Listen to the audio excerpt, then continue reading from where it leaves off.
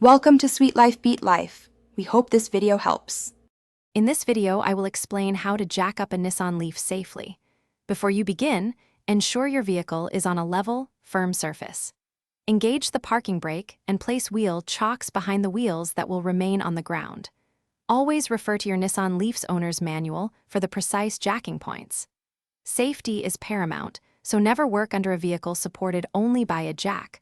Always use a sturdy jack stand. Locating the correct jack points is crucial for preventing damage.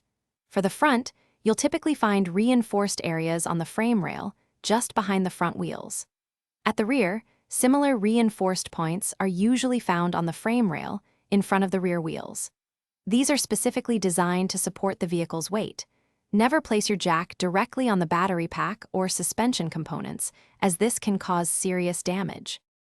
Once you've identified the correct jack point, position your floor jack squarely underneath it. Ensure the jack saddle makes full contact with the reinforced area. Slowly and steadily raise the vehicle until the tire you're working on is just clear of the ground.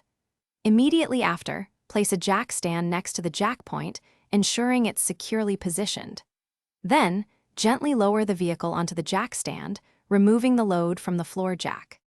When you're ready to lower your Nissan Leaf, first raise the vehicle slightly with your floor jack, just enough to relieve pressure from the jack stand. Carefully remove the jack stand from underneath the vehicle. Then, slowly and smoothly lower the vehicle all the way to the ground.